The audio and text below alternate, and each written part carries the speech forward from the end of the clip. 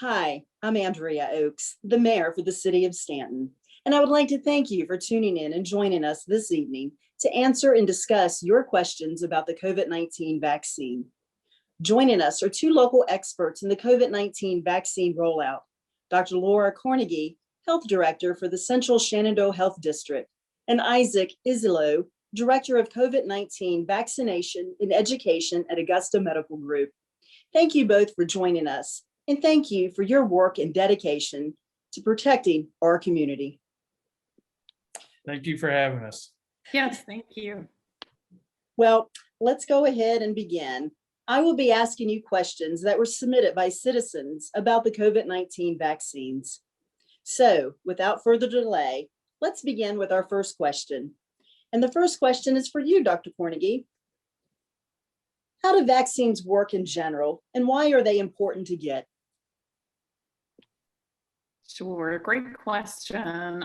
Vaccines use small parts of either viruses or bacteria to stimulate an immune response in our body. When we get exposed to that whole virus or bacteria, the immune system remembers that antibody response and is able to respond back and fight against the infection.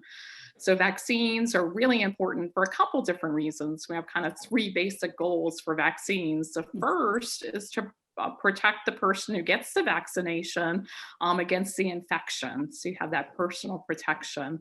The second is to decrease the risk the person who got vaccinated would be able to asymptomatically transmit the disease to others. So by getting a vaccine, you're actually benefiting the people who are at highest risk for disease around you. That may be older folks who live in your family. It may be folks who have chronic medical diseases. And then the third major goal for vaccination is to get enough people within a population vaccinated so that we develop what's called herd immunity.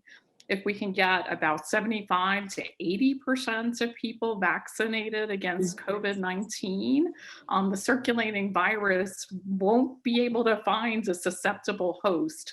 So basically the disease would burn itself out. So getting beyond this pandemic is another important goal specifically for the COVID-19 vaccine. Right. Well, thank you. All right, Isaac, the next question is for you. What COVID-19 vaccines are approved for use in the United States, and what are the differences between the vaccines? Right, so currently we have three vaccines that are approved for use. One is Pfizer, one is Moderna, and the other is Johnson & Johnson. And really there's two different groups that you could place them in. Pfizer and Moderna work very similarly. They work as non-live viruses, but they are very good, as Dr. Kornegay, at protecting us against this COVID vaccine. Johnson & Johnson is a little different makeup and only requires one vaccination. The Pfizer and Moderna take 2 shots, and we'll talk about that in a little bit in the future about the frequency of those shots. All righty. Dr. Kornegay, you have a 2-part question. What updates are there for the administration of the Johnson & Johnson vaccine? Is the Johnson & Johnson vaccine still effective in preventing COVID-19? Yeah, Johnson & Johnson was recently put on pause in the United States, and that's because we recognize some very rare occurrences of clotting associated with low platelet counts. There were about 15 cases in the United States. They all involved women between the ages of about 18 and 50.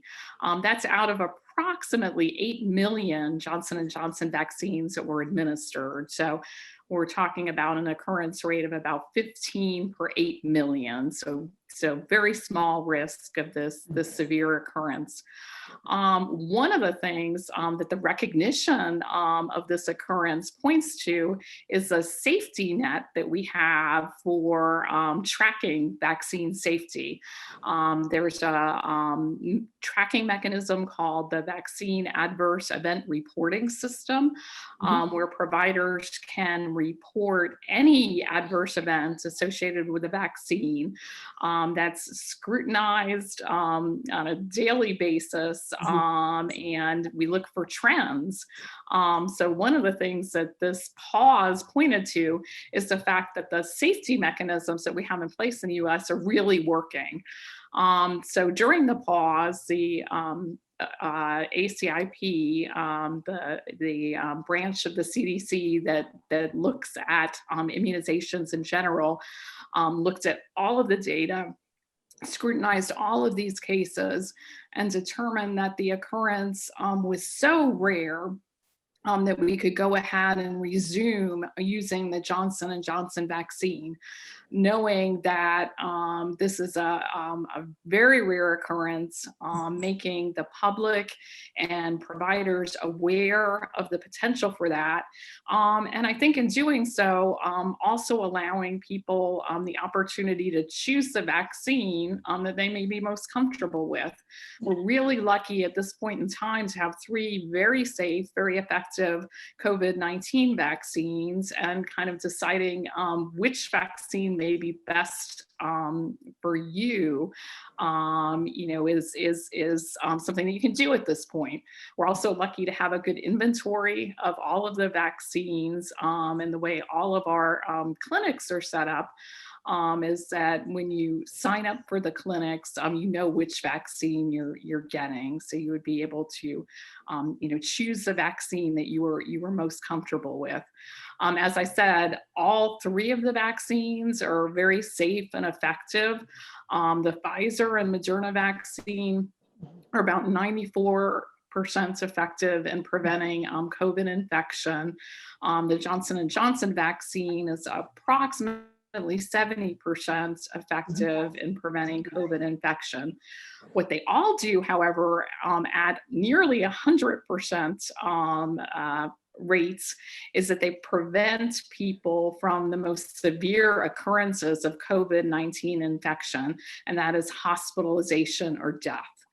And that's really what you want a good vaccine to be able to do, to prevent those severe consequences. So Johnson & Johnson is now back and available.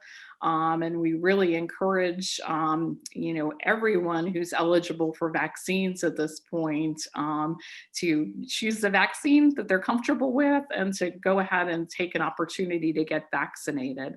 At this point in time, Virginia is in phase 2 of our vaccination campaign. And that means basically that the general public, everyone is eligible for vaccine. At this point in time, the vaccines have only been studied in ages 16 and up. So Pfizer is available for people ages 16 and up. Moderna and Johnson & Johnson are available for ages 18 and up. We expect that in the near future that both Pfizer and Moderna will probably gain emergency use authorization for the age groups of 12 to 15, because they've gathered a lot more data about that younger cohort. So that'll be really exciting. We'll be able to expand our vaccination efforts to the younger population. Okay. All right. Well, thank you. That's great information. All right, Dr. Kornegay, the next question is for you as well. If the COVID-19 vaccines were developed so fast, how are they safe, and are they FDA approved? Sure. No, that's a great question. There are a couple of things that led to the quick development of these vaccines. The first thing is that we have experience with other coronaviruses that have caused epidemics in the past. One is called SARS and one is called MERS. So during those epidemics, there were initial efforts at vaccine development. So through our exposure to those other coronavirus diseases, we were able to gain a lot of knowledge about coronaviruses. So that added to our knowledge base with this new novel coronavirus. The other thing that really speeded up development was the way that these vaccines were developed. There were multiple pharmaceutical companies working to develop vaccines all at the same time, which is a little unusual. The other thing that they did, in addition to producing and researching the vaccines, they were also manufacturing vaccine product at the same time. So you can imagine that the usual norm for a pharmaceutical company would be that they would create a vaccine, they would test it. Once they got done with the testing, then they would start producing vaccine because they take a calculated risk, about whether the vaccine is going to be effective or not. But all of this happens at the same time. So that really cut a lot of time off the timeline for getting it, out into production. And all that was really efforts of a lot of governments coming together to kind of underwrite that risk. These vaccines were studied in the same exact way that any other vaccine that would come to market would be studied. All of the research done with the 3 vaccines included over 30,000 participants. And among the participants, there was great variability. They had males, females, different age ranges, and different racial ethnicity. So about 30% or so of the research group was Hispanic, Asian, Native American, non-white. So they really tried to be representative of the general population within the research. So the vaccines went through, all of the exact same steps that the FDA would use to approve a vaccine. And they are FDA approved for emergency use authorization. And what that means is that the FDA, in looking at their safety and efficacy, also determined that the risk of the pandemic warranted sooner emergency use authorization. Typically, a vaccine requires about a year of participants in order to gain full authorization. But given the pandemic, given the risk of COVID-19, given the robust trials that they did for safety and efficacy, the FDA felt like emergency use authorization was warranted. So that's how these vaccines got to market and how they're operating. But rest assured that really no corners were cut whatsoever. It was just all of these factors that came together to bring these vaccines, quickly to market. It's going to be our major tool really in getting past the pandemic. So we're so blessed to have 3 good vaccines available for use in the US at this point. All right, wonderful. All right, let's see here. Isaac, you have the next question. What side effects can I expect from the COVID-19 vaccine? And which side effects should I be concerned about? Excellent. That's a great question. So the most common side effects that people experience are sore arm, fatigue, headache, maybe some nausea, or they could have a low-grade fever. And these symptoms usually experience in a 1 to 3 day range.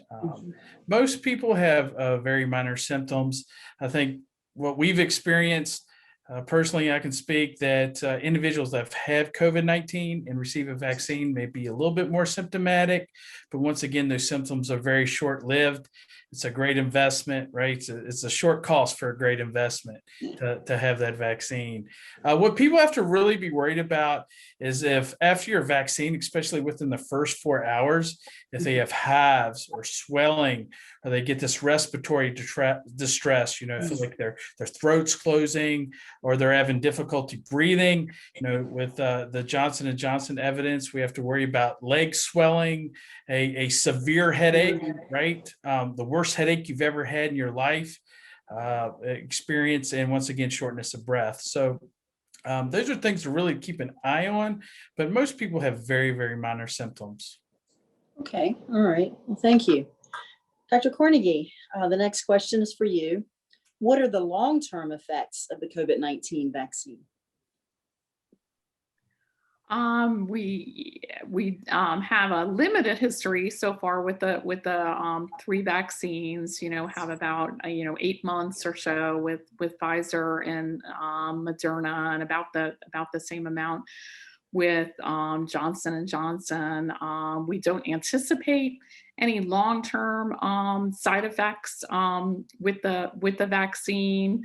Most vaccine side effects with vaccines that we give every day to children and to adults generally have short-term side effects.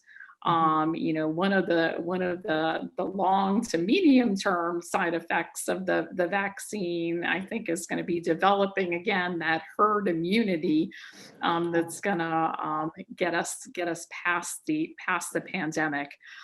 We continue to follow closely again for any safety issues related to vaccines, and that follow-up will continue into the way into the future. And again, that vaccine adverse event reporting system was what helped us to identify that very rare side effect with the Johnson and Johnson vaccine. So our track record to date is that these 3 vaccines are safe, they're effective in what we want them to do, and what they do best is really to prevent those severe consequences of COVID-19, death and hospitalization. Absolutely. All right, Dr. Kornegay, I am severely allergic to certain things like food, pet dander, and/or insect stings. Should I get the COVID-19 vaccine? For those allergies, that wouldn't be a problem with the COVID-19 vaccine. What we do worry about, we've seen some episodes with Pfizer and Moderna, as Isaac mentioned, of anaphylaxis, which is a severe allergic reaction. It's usually pretty immediate, within minutes to an hour or so after getting the vaccine. So people who've had a history of anaphylactic or severe allergic reactions to injectable medications should not get the vaccine. Certainly, if you've had a severe reaction to the first Pfizer or Moderna, you shouldn't get the second vaccine. If you are allergic to polyethylene glycol, which is medication that can be used for constipation and for colonoscopy preparations, you shouldn't get the Pfizer or the Moderna vaccine. And if you have an allergy to polysorbitol, you shouldn't get the Johnson and Johnson vaccine. Certainly, if you have concerns about your personal medical history, we always recommend that people speak with their primary care provider and talk with them about risks and benefits of vaccination. But by and large, these vaccines are safe for the general public, and for most people, we really recommend that they get vaccinated, because the consequences of COVID-19 vaccine are generally much worse than any of the rare side effects that can be associated with the vaccines. All right. And if I could tag on to that for just a second. Yes, please do, Isaac. Yeah, I'm proud. We've given over 66,000 vaccinations and have yet to have a anaphylactic response. And I think that's to the great stewardship of our volunteers and staff providing the vaccine. But if someone is really concerned, please reach out to our call center, and I'll give you that information at the end. We work closely with some local allergists that we have referred to. If we need to coordinate that, and we can help coordinate that visit to make sure that they are appropriate to get the vaccine. All right. Thank you, Isaac. That's very important information. Thank you. Yeah, I should mention too, and Yes. I think I may have missed this in the people who shouldn't get the vaccine. If you've had a severe anaphylactic reaction to other vaccines, that would be another reason, not to get that, the COVID vaccine. Okay. All right, thank you. Isaac, can the COVID-19 vaccine give me the COVID-19 virus or change my DNA? So I can say emphatically that the answer is no. It is not a live virus, as Dr. Kornegay explained earlier. So it will not give you COVID-19. And I can absolutely say without a doubt that it does not change your DNA. Your DNA, fortunately or unfortunately for that matter, will remain the same. So it is very, very safe and poses no risk in the matter of altering your DNA. Right, thank you. Dr. Kornegay, will the COVID-19 cause infertility or affect my pregnancy? There's nothing to suggest that COVID-19 vaccine would cause infertility at all. And in terms of pregnancy, we actually recommend that pregnant women get the COVID-19 vaccine. That's a recommendation from the CDC, from Virginia Department of Health, and also from the American College of Gynecologists and Obstetricians. To date, over 94,000 pregnant women have gotten the COVID-19 vaccine without problem. Obviously, pregnancy is always something that we're concerned about and highly study with vaccinations and medications. The CDC has developed a COVID-19 vaccine pregnancy registry so that they can, record, any potential adverse events. And just as with that vaccine adverse event reporting system, be able to develop trends and track track outcomes. But like I said, to date, over 94,000 pregnant women have received the COVID-19 vaccine without problem.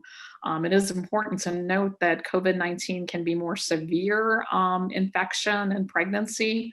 So it can, it can definitely have worse ramifications for pregnant women and for the pregnant woman's fetus. So really important to get that during your pregnancy.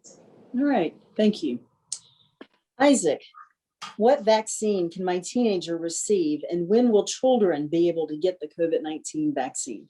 That's a great question again. So currently, if you're 16 and above, you can receive the Pfizer vaccine. Grab your parent, sign up, come on to one of our clinics, and from 16 and 17, 18-year-olds, they can receive the Pfizer vaccine. As Dr. Kornegay mentioned before, we expect the emergency use authorization for Pfizer and Moderna, I would say soon. I can't give a hard date on that, but I have a good feeling that it's going to be coming really soon. So please keep an eye out for that information, and we look forward to vaccinating ages 12 and above in the next series. So there are a lot of kids that can be protected and help reduce the spreading of COVID.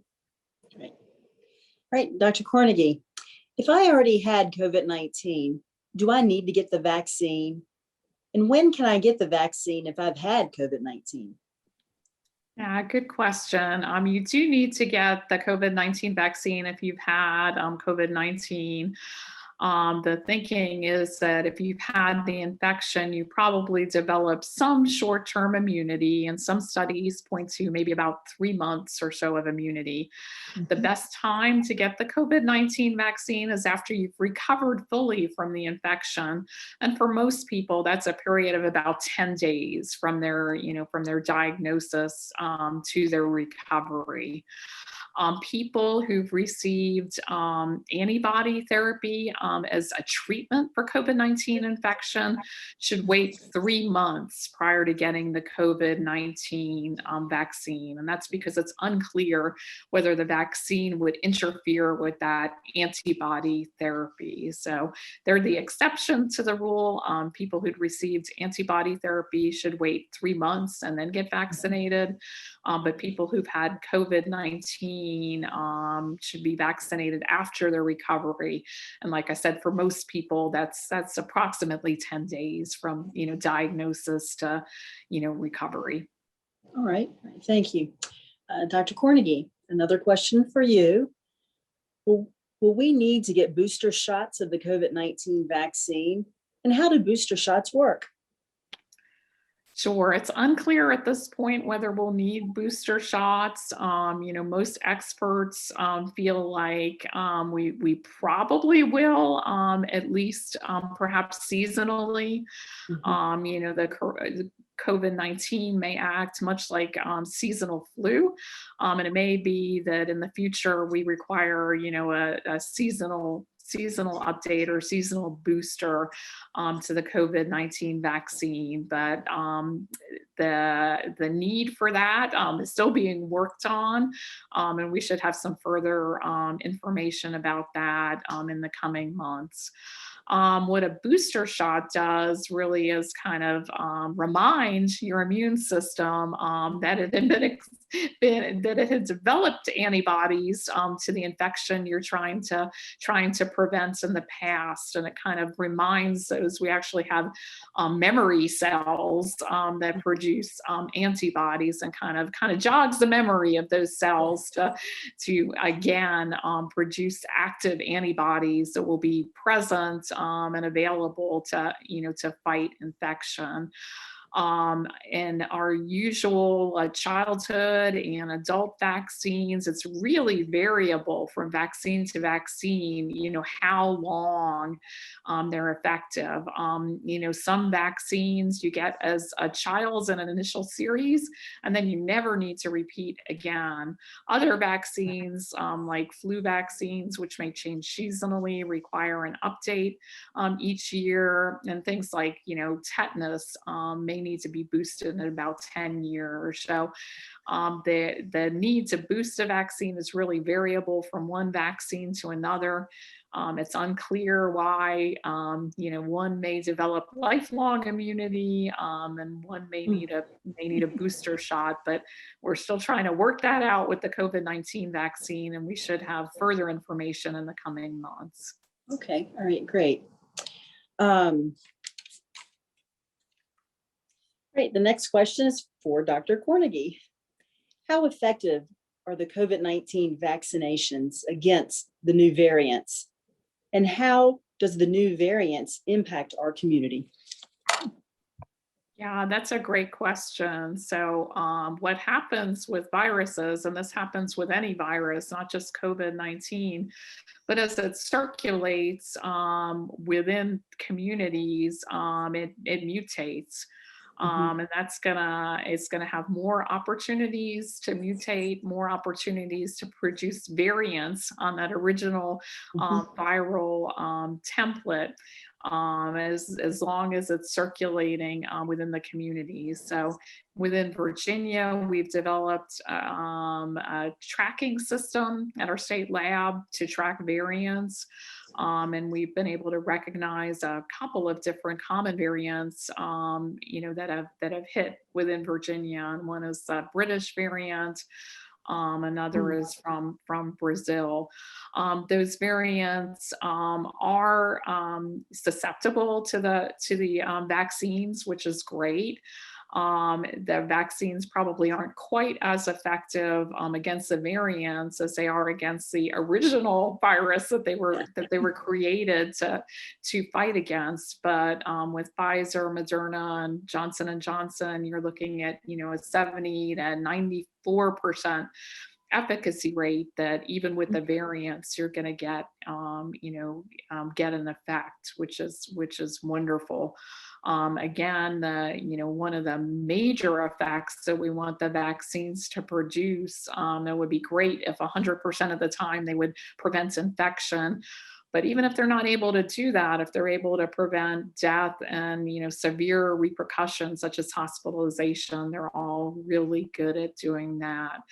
What we're really in at this point is a little bit of a race between, vaccination rates and variants. Again, as the virus continues to circulate, it has more and more opportunities to mutate and develop, additional variants. So if we could really get, our vaccination rates up, get to that herd immunity, that's 75 to 80% of our population vaccinated in the coming months, that's really going to help a lot in our fight with, the COVID-19 infection.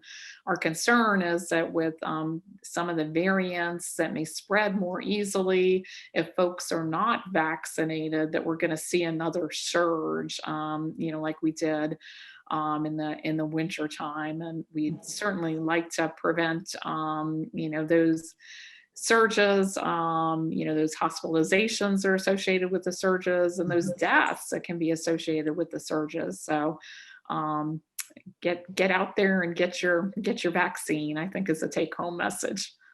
Absolutely. Absolutely. All right, Isaac, I did not forget about you. The next question is for you. How much time do I need to wait before I receive the first dose and the second dose of Pfizer or Moderna? And so the basic rule that we all follow is 21 days for Pfizer, which is 3 weeks, and 28 days for Moderna. We try to keep it that guideline for numerous reasons, but that's where your highest efficacy is after your first vaccination. And so we stick to that rule, 21 days with Pfizer and 28 days for Moderna. So people should prepare, right, to come back for their second vaccination in those timeframes. And Johnson & Johnson is one and done? One and done. That's right. All right. And I Right, think I would Isaac. add to that too, because I know people get really concerned if they miss the 21 and 28 day, window. Is that the CDC has, guidelines out to a repeat of 42 days. So there is a little buffer there. There's also room to get a little bit earlier vaccine. There's about a 4-day window. So for Pfizer, you get potentially a second vaccine at 17 days. With Moderna, you could get a second vaccine at 24 days. So with some of our college students, we're actually enacting that in order to be able to get them their second Pfizer vaccine before they leave campus. So that's useful to, to remember as well. Yeah, we're finding a lot of people that need, I'm sorry, Merrick's. We're finding a lot of people that have vacations or out of town for numerous reasons. And we work with their flexibility to help accommodate them, because that second vaccine is extremely important to have that 95% efficacy. Absolutely. So folks should make a conscious effort to follow the timeline as closely as they possibly can, is what it sounds like. That's right. All right. Well, thank you. All right, Dr. Kornegay, if I have a medical condition like cancer, should I get the COVID-19 vaccine?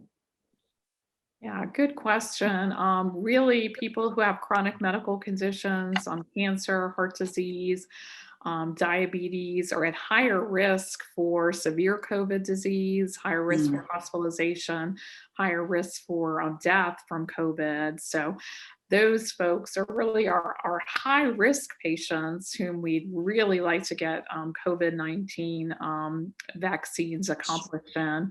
That's one of the reasons that we framed our vaccine rollout at the state level as we did. We had, phase 1 group who were folks who were either at high risk for exposure to COVID-19, such as healthcare workers, or folks who are at high risk for severe complications due to COVID, folks with chronic medical issues, folks greater than age 65. So people with chronic medical diseases, are at higher risk for severe complications of COVID, and are folks that we really targeted in that first round of vaccine rollout. Again, if you have questions about your personal, medical history, it's always good to talk with your primary care provider.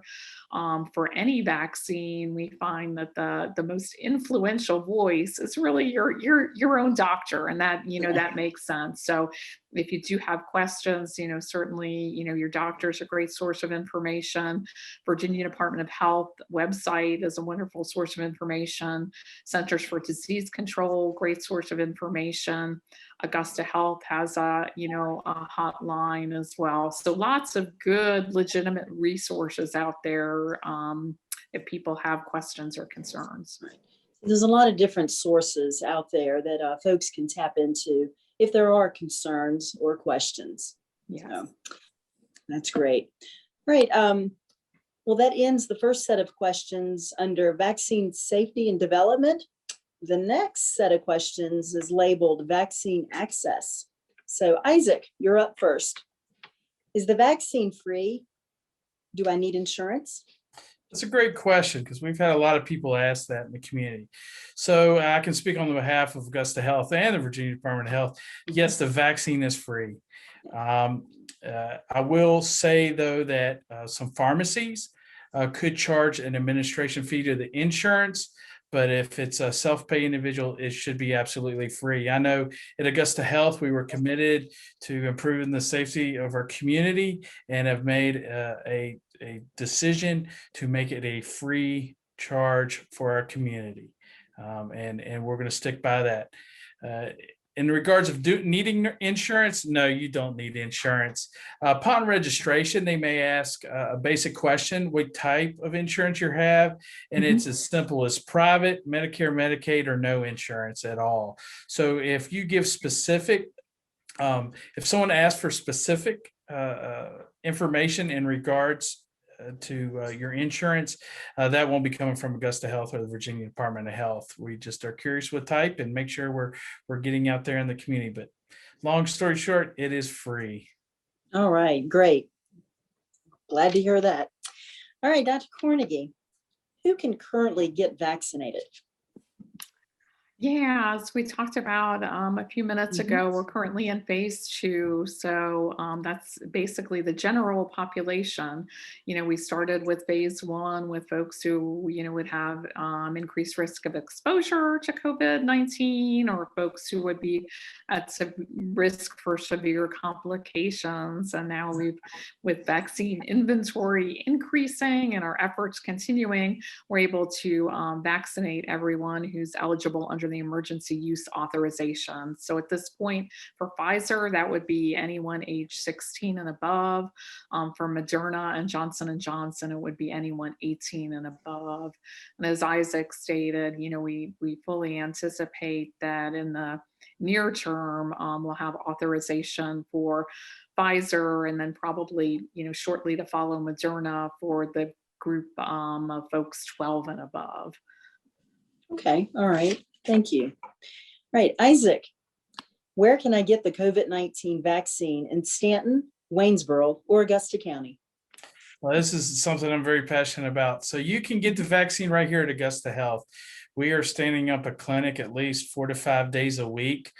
We have altered our scheduling of it from early hours to evening hours. Like today, we're having a clinic from 3:30 to 8 o'clock at night. We're doing weekends. Right, we're doing a lot of different things to help accommodate the needs of our community. They can access setting up an appointment by calling our call center for people that are technologically challenged, and that number is 540-332-5122. Or they can visit our Augusta Health website, and right at the top there's this red banner says vaccine information, and it lists all the clinics that we have. I know through the health department, they have Vaccinate appointments at virginia.gov website. So they're excited about that. And they have a whole host of clinics in Lexington and Harrisonburg as well. And you can also go to Vaccine Finder, which will have not only Augusta Health, a link to our website, but also to local pharmacies that are providing vaccines. But we have access and we have capacity to help vaccinate you. Needs or requests in regards to a smaller population, a church that would like to be vaccinated, we'd love to hear about that, because we're going into the community quite a bit and helping vaccinate these smaller groups, but are more reserved in getting that vaccine. Well, we'd love to help them get that access. So please call our call center once again at 540-332-5122, and we would love to help vaccinate our community. It's really, really important and passionate for us. All right. Well, thank you so much. It sounds like Augusta Health is truly trying to do their best to be accessible to everyone within the Valley. So thank you. You're Yeah, they've welcome. been a wonderful partner, and I'll just put out a couple of additional resources too for, and I think Isaac mentioned the vaccineappointments.virginia.gov, and at that site you can find clinics that you can self-register for, really up and down the valley. That would include the Central Shenandoah Health District and even some of our neighboring health districts, Lord Fairfax and Roanoke. So find a location that's convenient for you. Likewise, the state has a call center that can help people who may need help registering, Mhm. to register, answer any questions, and that's 877 VAX, VAXNINVA, and that's 877-829-4682. If you go to our VDH website, that website can point you in that direction, and will include information about the call center as well. Oh, that's wonderful. Just a lot of accessibility, a lot of folks willing to help out. So this is great. We're making it available for everyone, it sounds like. So, Isaac, the next question is for you. What can I expect when I go to a COVID-19 vaccine clinic? Well, first and foremost, you can feel safe. We develop our clinics in a way that is very efficient, but also safe. So, in regards to being close or keeping our social distance, right, from each other, it's very private. We have partitions to keep privacy, to have that personal conversations. You can expect some really knowledgeable, compassionate, and competent volunteers and staff. We've been doing this for a long time, and we know that there's a lot of concerns and worries in regards to these vaccines. So we really want to take the time and have that personal conversation with each individual to make them feel safe and secure in receiving that, so they can tell their friends and family members and say, hey, this was a really easy process. And I know here at the hospital, in our mass vaccine clinic, you can only expect to be through it in about 25 to 30 minutes. So it's really quick, and it's really accessible, and everyone is really excited. The volunteers have been second to none, that are retired or current clinicians within the community. They've really come together to help make this an opportunity for us to provide the service. So they can really expect a smile and friendly face, and know that they're going to be safe and cared for. We have emergency supplies in case an event occurs. And so we just want to see their faces come. Well, Isaac, I can tell you firsthand, when I went through Augusta Health, the whole process, besides the waiting period, was 10 minutes. It took longer to wait the 15 minutes to make sure I was okay than the entire process. And everyone was just so knowledgeable and so kind. So thank you very much. You're welcome. Thank you. Right. Dr. Kornegay, who can currently get vaccinated? I know we've already touched on that, but if you can briefly go over who all can get currently vaccinated at this time again. Sure. Just really anyone in the population, with Pfizer, ages 16 and above, with Moderna and Johnson and Johnson, 18 and above. Groups that we would particularly like to target would be our greater than 65-year-olds. With age comes increased risk for severe COVID disease. We're really pleased that our district has met the landmark of having greater than 75% of our over 65 age population having at least one vaccine. So that's we're getting on that herd immunity point for that high risk group. Along with that, we've seen much fewer outbreaks within nursing home settings, which have been really hard hit during some of our surges for COVID. So we're really seeing the good effects of vaccine in that cohort. Again, folks who are have chronic medical conditions, pregnant women, and then kind of going forward, a lot of our emphasis is going to be on some of our harder to reach populations, and that may be folks who have difficulty with access, maybe folks who live in rural communities, racial and ethnic minorities who are historically underserved.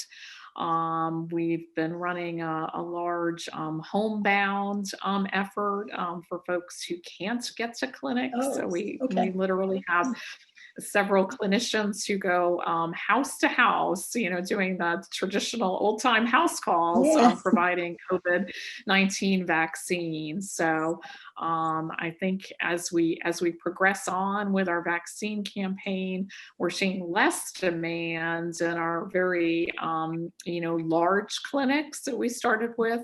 That makes sense. We kind of started full steam ahead, trying to get as many people, especially high risk people, vaccinated as quickly as possible.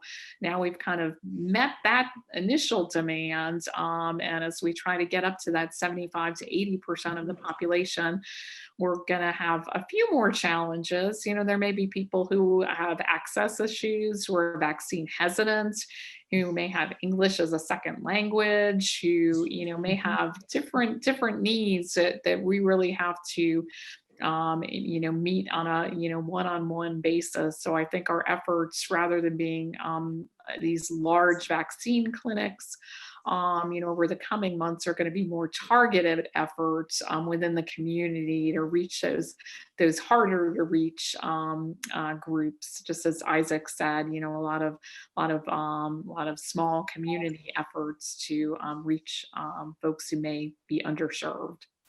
And these are some things that we've already been doing here at Augusta Health. We've reached out and have been working with our Latinx populations, and have done several clinics that are non-English speaking and in the community. We've done some drive-through clinics strictly for individuals that have challenges with mobility. We've been doing some homebound, right, as Dr. Kornegay says, and that's going to be ramping up as well. So we've been out in the community really working with racial and ethnic churches and community members that are influential and these are things we're just going to continue to escalate, and to get our webs out there a little further, right, into the community. We're going to Craigsville, we're going to Glasgow, and doing these community events. So we identify that we need to go to them more. And that's what we're going to aim to do, and currently working towards that. Okay, great. Well, Isaac, I'm worried about scammers trying to call me, pretending to sell the vaccine. What should I do to avoid a vaccine scam? The greatest thing to do is if they ask for personal information in regards of a charge or a cost, or personal descriptive insurance information, hang up. Right? Do not give any of that information. When we register and we outreach to our individuals, yes, we're going to ask you your name and date of birth and ethnicity and some other questions like that. But we're never going to ask for a charge. We're never going to ask for a credit card number, and we're never going to ask for your personal identification number on your insurance card. So those are some things that you can really keep guarded on. If they go beyond the basic information, then you have a red flag. Okay, all right, good to know. All right, Dr. Kornegay, what if I do not have a computer or email? How do I set up my COVID-19 appointment? Sure. One of the ways that you could set it up is through some of the call centers that have been developed. And again, at the Richmond level, it's 877-829-4682. And that's 877 VAX, VAXNIN, VA. And they can help you register. As we move along in vaccine administration, there are also walk-in options for almost all of our vaccine clinics. So now that we have the inventory available to be able to meet that demand, if you know of a clinic, if you have a friend who's going to a clinic, and you haven't made an appointment, you can walk in, register, and get your vaccine without going through pre-registration. So I think that's going to be another helpful option for folks as well. All right, great. It sounds like a lot of neighbor helping neighbor. It's great to know the community is just trying to help each other out. So this is great information. All right. So the next set of questions, why get vaccinated? And Dr. Kornegay, you're up first. Why do I need the COVID-19 vaccine? And I know we've touched on all of this before, but again, if you wouldn't mind just briefly going over why get vaccinated? Yeah, no, I think a couple of things, like I said, our major goals with vaccine are number one, to protect the person who gets the vaccine from the infection. Number two, to protect the people around them from getting infection. And number three is at a more larger population level to prevent continued spread of COVID-19, within our communities to try to stop the pandemic. I think, like I said, you have the personal reasons for doing it. You have reasons to help the people immediately around you, as well as your community. The other reason, and you see these really heartwarming stories on television all the time of, grandparents who, haven't been able to hug their grandkids in the last year. If we're all, we're vaccinated, we're within the same family, that gives you those hug Yeah. opportunities again. So the CDC, continually updates guidelines about what people who are fully vaccinated, can do, and people who have been fully vaccinated, they can get together with people in a single family, and without masks, Mhm. hug, and do all those things that we took for granted I know. pre-pandemic. So I think the vaccine, in addition to having all of those health benefits, it also has those benefits of opening up all of those social isolation Mhm. issues that have been equal to, or sometimes in some cases worse, than the effects of the virus itself. So I think it'll allow us to get back to, a more normal existence. So, hopefully, given all of those benefits, people are just going to want to, run to the nearest vaccine clinic if they haven't gotten their shot yet. Absolutely. So get vaccinated and do it for grandma. All right, Isaac, when will I be considered fully vaccinated? It's a great question. So we go by a basic rule of 14 days after your second vaccine. So studies show that it's really 10 to 14 days, but we feel very confident after 14 days of receiving a Pfizer, Moderna, or Johnson and Johnson vaccine that you have a good high efficacy, and should feel confident in that. Okay. All right. Great. Dr. Kornegay, once I am fully vaccinated, can I travel? You can, and that's the exciting thing. The CDC recently updated travel guidance on the beginning of April. And if you're fully vaccinated, you can do domestic air travel without having to be concerned about getting tested or quarantined, when you come back to your home place. So that's wonderful. Likewise, with international travel, the CDC recommends that fully vaccinated people, again, wouldn't need to be tested nor quarantined when they return home. However, for international travel, you really have to check with your, country of destination, because they may apply different rules. They may require testing. For fully vaccinated people, you can visit with unvaccinated people from a single household who are at low risk for severe COVID disease without a mask or without social distancing. So again, that opens up those grandparent relationships with grandchildren. For people who are fully vaccinated, there's no quarantine following exposure to COVID-19 as long as you don't have symptoms. If you have symptoms, you need to get tested and quarantine. Um, we continue to want to have people wear masks in public and social distance in public, avoid medium to large size groups. Certainly continue, especially if you've had exposure or even if you've been vaccinated, to be tested if you are symptomatic. Okay. Um, And, part of the, continuation of masks and social distancing and trying to avoid large crowds is the fact that all of the people around you are not yet vaccinated. Mhm. I think current studies are showing, much less risk of contracting COVID outdoors. So that's great. Oh. That's great Mhm. news. But again, continuing with the distancing, trying to do things outdoors is safer than indoors. And if you're in kind of a mixed group of vaccinated and unvaccinated people from several different households, continuing mask use. Some of those things, we can look at, getting away from some of those, mitigation measures, particularly the masking and social distancing, which I know people would really like to get beyond that. Once we obtain that herd immunity, again, having that 75 to 80% or so, of our population, protected. Okay, all right, great. Well, Isaac, the next question is for you. Now, Dr. Kornegay just touched on this particular question, but I'm going to go ahead and ask it to you as well. Once I'm fully vaccinated, can I see my family and friends without wearing a mask? Yeah, that's a great question.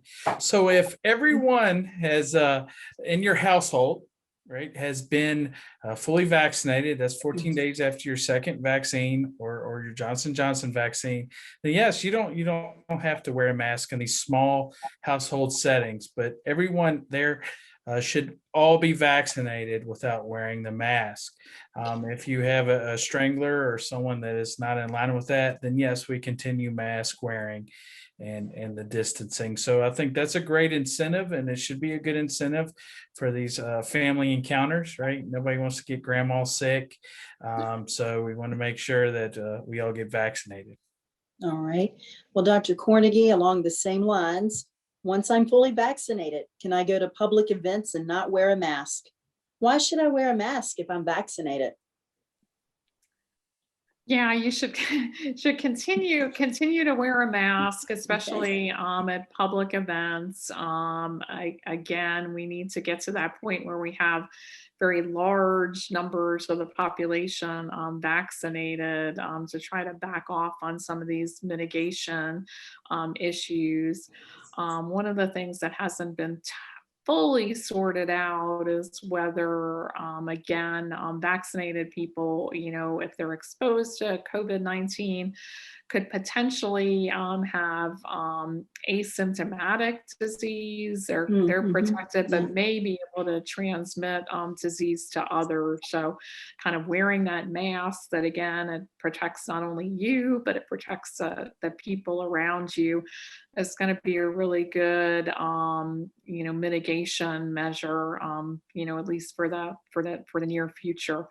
I think one of the things that mask wearing, social distancing, and hand washing has done over this last year is really reduce the incidence of a lot of other respiratory illnesses that we typically see circulating, within our communities. The biggest one being flu.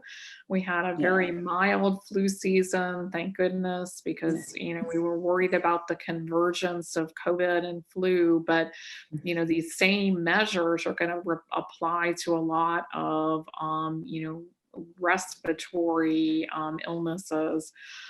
Within our district over the last few years, we've seen little pockets of outbreaks of pertussis or whooping cough, which, Oh. like COVID-19, is a vaccine preventable Mhm. disease. So we encourage people to keep up to date on their vaccines. But over the past year, I can't recall that we've had, even we may have had a single case here or there, but no small outbreaks of pertussis. So again, all of Mhm. these measures that we're taking to protect ourselves from COVID-19 really apply to a broad range of Yeah. respiratory diseases. So, protect you from other things as well. A lot of people have even commented that over the last year, they haven't had a cold.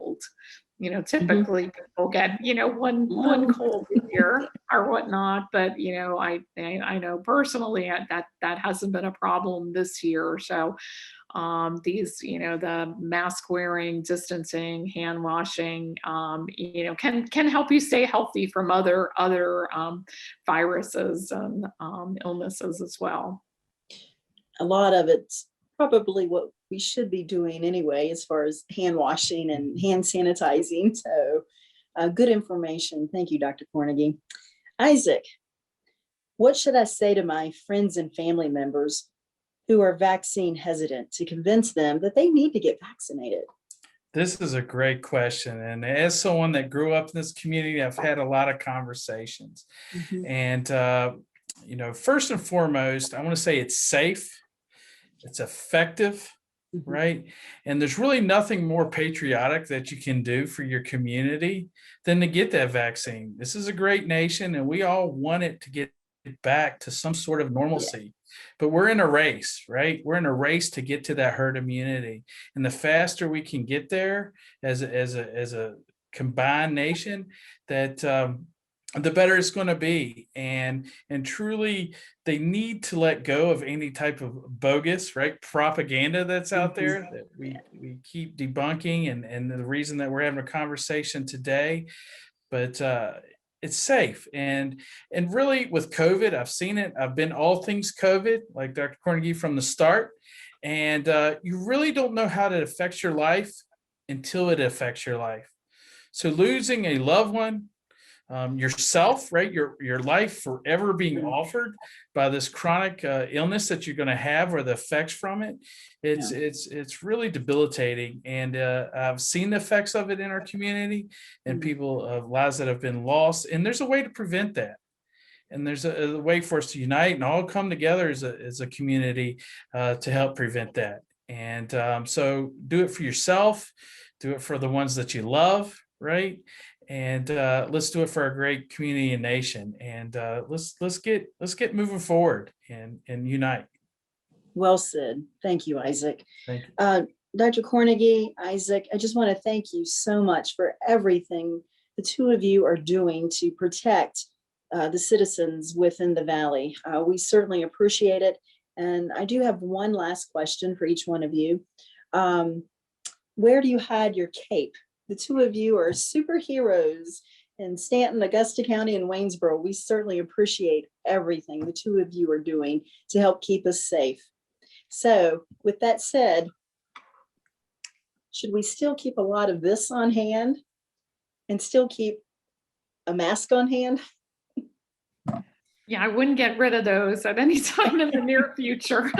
Not anytime soon. All right. All right.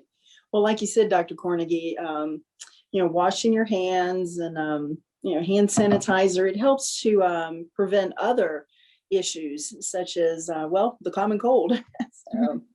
But thank you so much. On behalf of the city of Staunton, I want to just personally say the two of you are making a difference and you're saving lives here in the Valley. So as mayor of the city of Staunton, I applaud you and I say thank you very much. Oh, thank you. Thanks for this opportunity. This was wonderful. This has been fantastic. Thank you so much, Mayor Oakes.